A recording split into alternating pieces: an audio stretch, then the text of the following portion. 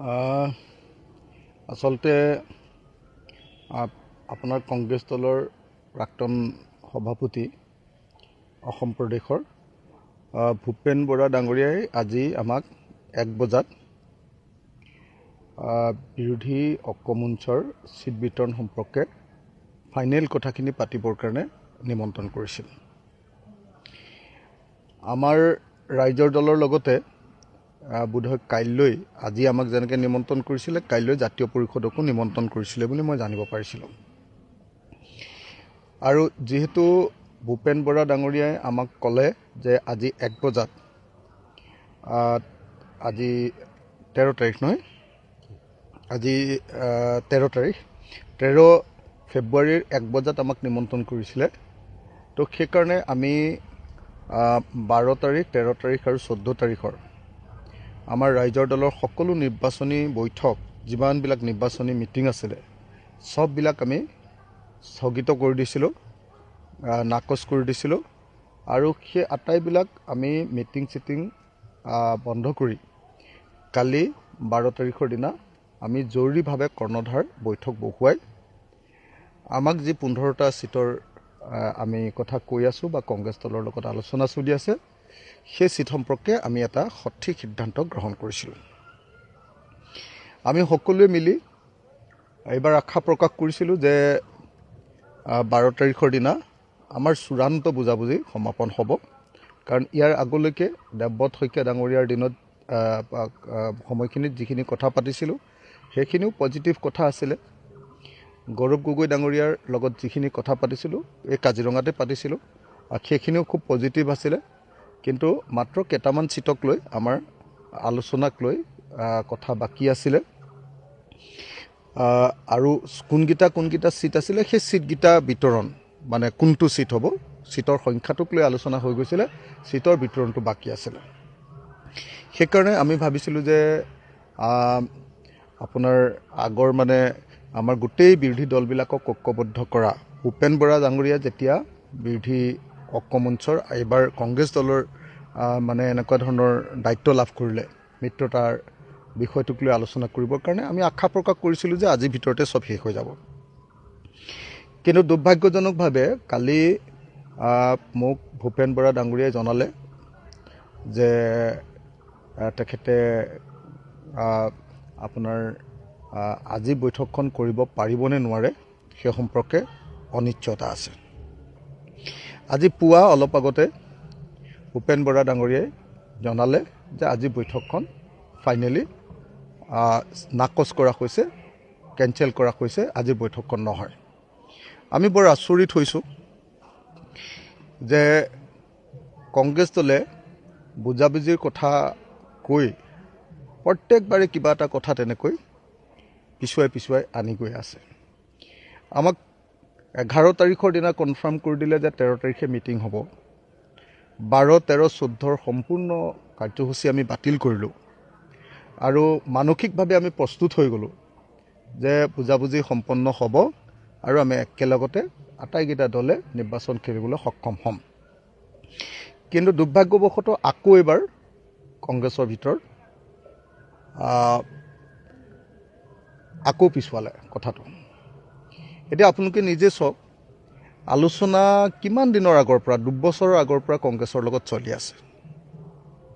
কেতিয়াবা আলোচনাত বহে, কেতিয়াবা নবহে, এনেকৈ কৰি টানি এতিয়া ইলেকশ্যন ডিক্লেয়াৰ কৰাৰ সময় আহি পাই গ'ল। আমি হ'লোঁ নতুন দল। আমি নতুন দল হিচাপে আমাৰ কাৰণে আপোনালোকে সকলোৱে জানে যে আমাৰ পইচা পাতিৰ অসুবিধা থাকে, নতুন দল আমি। গতিকে আমি বহুত কষ্টৰে আমাৰ নিৰ্বাচনী প্ৰস্তুতিবিলাক চলাই আছোঁ। কিন্তু কংগ্ৰেছ দলে যদি এনেকৈ আমাক প্ৰত্যেকবাৰে মানে প্ৰত্যেকটো আলোচনাতে অকণমান সফল হয়, তাৰপিছত আকৌ সেইখন মানুহকেইজন বদলি হয়। এবাৰ দেৱব্ৰত শইকীয়া হ'ল, তাৰপিছত আকৌ গৌৰৱ গগৈ ডাঙৰীয়া হ'ল, তাৰপিছত আকৌ ভূপেন বৰা ডাঙৰীয়া হ'ল, তাৰপিছত আকৌ পেপাৰতহে দেখিছোঁ যে ভূপেন বৰা ডাঙৰীয়াৰ লগত আকৌ ৰকিবুল হুছেইন আহিলে, তাৰপিছত আকৌ প্ৰগ্ৰেমটো কেঞ্চেল হ'ল। এতিয়া কি কৰিম আমি বুজি পোৱা নাই মানে। সেইকাৰণে আজি আমি ৰাইজৰ দলৰ তৰফৰ পৰা কংগ্ৰেছ দলক বিনম্ৰভাৱে আহ্বান জনাইছোঁ যে আপোনালোকে কিবা এটা সঠিক সিদ্ধান্ত গ্ৰহণ কৰক। আপোনালোকে এনেকৈ আমাক মানে সঁচা কথা ক'বলৈ গ'লে এনেকৈ আমাক নচুৱাই থকাটো ভাল কথা হোৱা নাই। এটা ৰাজনৈতিক দলে মানে আলোচনাটো স্থিৰভাৱে কৰি সন্মান সহকাৰে বুজাবুজি কৰি দিয়াটো খুব ভাল। আমাক বাৰম্বাৰ এনেকৈ আলোচনালৈ মাতে, আলোচনাটো হয়, অকণমান আগবাঢ়ে, তাৰপিছত আকৌ মানুহ বদলি হয়, পিছুৱাই থাকে। এতিয়াতো এনেকুৱা লাগিছে যে ইলেকশ্যনৰ আগত আচলতে এলায়েন্স হ'বনে নাই, সেইটোৱে অনিশ্চয়তাত দেখা গৈছে। সেইকাৰণে মই কালি গৌৰৱ গগৈ ডাঙৰীয়ালৈ এখন চিঠি দিছোঁ, পত্ৰ প্ৰেৰণ কৰিছোঁ। গৌৰৱ গগৈ ডাঙৰীয়াই কালি মোলৈ মেছেজ দিছিলে, আলোচনা ভূপেন বৰা ডাঙৰীয়া, আমাক ভূপেন বৰাই কৈছিলে যে ভূপেন বৰা ডাঙৰীয়াই অকলে আমাৰ লগত বহিব। কালি আকৌ গৌৰৱ গগৈ ডাঙৰীয়াই মোলৈ মেছেজ দিলে যে আলোচনাটো ভূপেন বৰা ডাঙৰীয়া আৰু ৰকিবুল হুছেইন ডাঙৰীয়া দুইজন বহিব। তাৰ পাছত আকৌ ভূপেন বৰা ডাঙৰীয়াই জনালে যে আলোচনাটো নহয়। আজি কনফাৰ্ম কৰি দিলে যে আলোচনাটো নহয়। এতিয়া আমি সঁচাকৈ অস্বস্তিত পৰিছোঁ, আমাৰ আমনি লাগিছে। সঁচা কথা ক'বলৈ গ'লে আমাৰ আমনি লাগিছে, আমি অস্বস্তিত পৰিছোঁ। আৰু কংগ্ৰেছৰ এনেকুৱা সহুকা পিছলে আমাক অসন্তুষ্ট কৰিছে। চবৰে আত্মসন্মান থাকে, এনেকৈ প্ৰত্যেকবাৰে এনেকুৱা ধৰণে টানি নি এতিয়া ইলেকশ্যন হ'বই। এতিয়া আমি পইচা যোগাৰ কৰিব লাগে, গোটেই বুথ কমিটিবিলাক শেষ কৰিব লাগে, সেইবিলাক চূড়ান্ত পৰ্যায়ত আছে। কিমান কষ্ট কৰি কেনেকৈ ক'ৰ পৰা মিলাই মেলি আগবাঢ়িছোঁ আমিহে জানো। তাৰ পাছত যদি এনেকৈ আকৌ এই ইলেকশ্যনৰ সময়ত 3 দিন মিটিং কেঞ্চেল কৰিলোঁ, আকৌ মিটিং নহ'ল, কেতিয়া হ'ব কোনো নিশ্চয়তা নাই, একো খা খবৰ নাই, এইটো দুৰ্ভাগ্যজনক। আৰু সেইকাৰণে মই কংগ্ৰেছ দলৰ প্ৰতি আহ্বান জনাইছোঁ যে এই দায়িত্ব হয় কংগ্ৰেছ দলৰ সভাপতি, ৰাজ্যিক সভাপতিয়ে লৈ শেষ কৰি দিয়ক, নহ'লে AICCয়ে লৈ শেষ কৰি দিয়ক। আৰু যদি তেওঁলোকে নকৰোঁ বুলিকে কৈ দিয়ক। এনেকৈ আমাক মাতিব, আকৌ কেঞ্চেল কৰিব, এজনক দায়িত্ব দিব, তাৰপিছত আকৌ বেলেগ এজন আহিব, বেলেগজনে দায়িত্ব ল'ব, আকৌ বেলেগ এজন দায়িত্ব ল'ব। এনেকৈ কৰি আমাৰ সময়টো নষ্ট কৰি থকাটো ভাল হোৱা নাই। আমি অতি সোনকালে আলোচনাটো সমাপন কৰিবৰ কাৰণে আমাৰ লগত সামান্য চিট বিচাৰিছোঁ, মাত্ৰ 15টা। আমি 15টা চিট বিচাৰিবলগীয়া পাৰ্টি নেকি? এলায়েন্সটো হওক বুলি কম চিট বিচাৰিছোঁ, নহ'লে গোটেই অসমত আমাৰ সংগঠন আছে। উজনি, নামনি, বৰাক, ব্ৰহ্মপুত্ৰ, পাহাৰ, ভৈয়াম, চাহ বাগান, চবতে আমাৰ সংগঠন আছে। আমি সকলোতে চিট বিচাৰিব পাৰোঁ, কিন্তু এলায়েন্সটো হওক, বিজেপিটোক খেদোঁ, সাম্প্ৰদায়িক শক্তিটোক আমি যাতে প্ৰতিহত কৰিব পাৰোঁ, ফেচিবাদী শক্তিটোক যাতে আমি প্ৰতিহত কৰিব পাৰোঁ, মূল্যবৃদ্ধিৰে অসমৰ মানুহক শেষ কৰি পেলোৱা এই চৰকাৰখনক যাতে আমি প্ৰতিহত কৰিব পাৰোঁ, গোটেই ব্যৱসায় বাণিজ্য ধ্বংস কৰি পেলালে এই চৰকাৰখনক যাতে আমি প্ৰতিহত কৰিব পাৰোঁ, আৰু মানুহৰ কণ্ঠ ৰোধ কৰি অগণতান্ত্ৰিক স্বৈৰতান্ত্ৰিক শাসন চলোৱা হিমন্ত বিশ্ব শৰ্মাক যাতে ব্ৰহ্মপুত্ৰত দলিয়াই পেলাব পাৰোঁ। তাৰ কাৰণে কংগ্ৰেছৰ ওচৰত ইমান দিন এনেকৈ কথা পাতি আছোঁ।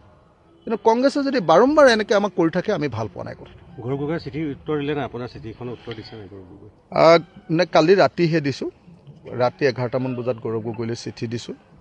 আৰু মই এই কথা জিতেন্দ্ৰ সিং ডাঙৰীয়া, AICCৰ জেনেৰেল ছেক্ৰেটেৰী, অসমৰ ইনচাৰ্জ জিতেন্দ্ৰ সিং ডাঙৰীয়াকো জনাই দিছোঁ যে আমাক সোনকালে কিবা এটা কৰি দিয়ক, আমি এনেকৈ আৰু নাচি থাকিব নোৱাৰোঁ। গৌৰৱ গগৈ পিছুৱাই আছে নেকি সেই আলোচনাটো? সেইটোতো আমি নাজানো নহয়, কংগ্ৰেছৰ ভিতৰৰ কথা আমি কেনেকৈ জানিম কওক? কংগ্ৰেছৰ ভিতৰৰ কথা সঁচাকৈ নাজানো, কি হৈছে কি নাজানো। আমি এটাই দেখিছোঁ, সেইবিলাক মই একো নাজানো, এইবিলাক মোক এনেই সুধি লাভ নাই।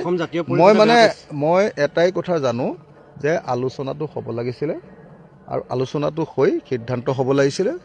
যোৱাবাৰ আমাৰ লগত এলায়েন্স নকৰাৰ কাৰণে কংগ্ৰেছে ইচ্ছাকৃতভাৱে যোৱাবাৰ আমাৰ লগত এলায়েন্স নকৰিলে কৈছোঁ।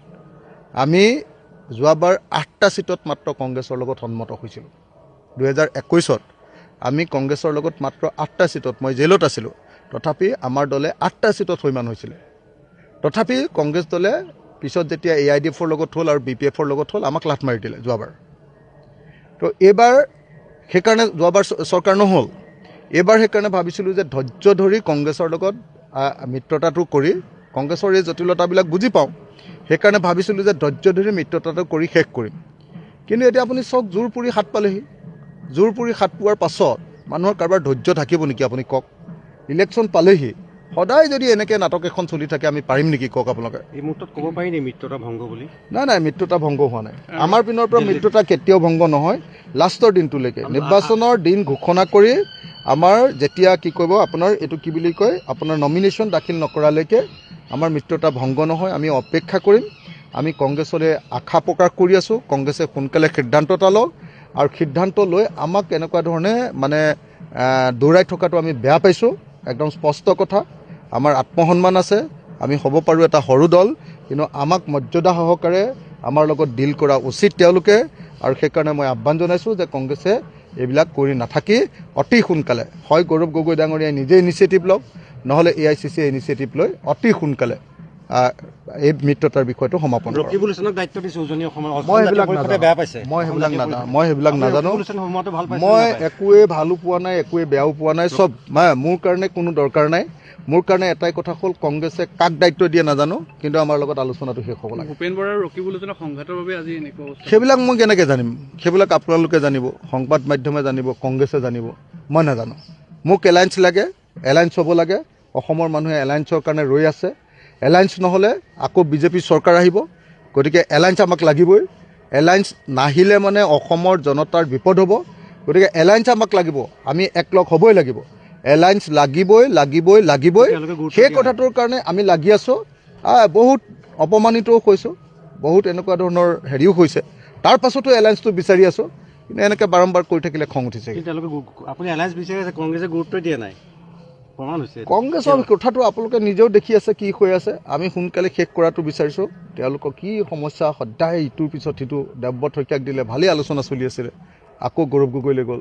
গৌৰৱ গগৈৰ লগত ভাল চলি আছিলে শেষে হৈছিলেগৈ আকৌ এইবাৰ দি দিলে ভূপেন বৰাক আকৌ ভূপেন বৰাৰ পাছত আকৌ ক'লে বোলে নহয় ভূপেন বৰাকে নহয় এইবাৰ ভূপেন বৰাৰ ৰকিবুল হুছেইন এতিয়া নিজৰ ভিতৰতে যদি এইখন কৰি থাকে তো কেতিয়া ইলেকশ্যন খেলিম কেতিয়া কৰিম এতিয়া একেলগতে আন্দোলনবিলাক চলাব লাগিছিলে একেলগতে বিজেপি আজি অজন্তা নেওগৰ যিমান ডাঙৰ কেলেংকাৰী পাইছোঁ আজি আপোনাৰ কি কয় জয়ন্ত মল্ল বৰুৱাৰ যিমান ডাঙৰ কেলেংকাৰী পাইছোঁ আজি পীযুষ হাজৰিকাৰ যিমান ডাঙৰ কেলেংকাৰী পাইছোঁ আজি অশোক সিংঘালৰ যিমান ডাঙৰ কেলেংকাৰী পাইছোঁ আগতে ভাবি আছিলোঁ যে অকল কি কয় আপোনাৰ অকল হিমন্ত বিশ্ব শৰ্মাই গোটেই কেলেংকাৰীবিলাক কৰি ধন সম্পত্তি ঘটিছে এতিয়া হিমন্ত বিশ্ব শৰ্মাৰ পিছে এই যে অজন্তা নেওগে যি সম্পত্তি কৰিছে হিমন্ত বিশ্ব শৰ্মাৰ পিছে জয়ন্ত মল্ল বৰুৱাই যি সম্পত্তি কৰিছে পীযুষ হাজৰিকাৰ তাতকৈও বেছি কৰিছে আৰু আপোনাৰ অশোক সিংঘালে যি সম্পত্তি কৰিছে তো এই বিষয়বিলাক আমি ৰাইজৰ মাজলৈ লৈ যাব লাগিছিলে ৰাইজৰ মাজলৈ লৈ যাব লাগিছিলে অজন্তা নেওগৰ সম্পত্তিৰ তালিকাখন মই যিদিনা দেখুৱাই দিম তেতিয়া অসমৰ মানুহে বুজিব যে বিজেপিয়ে আমাক কেনেকৈ লুটিছে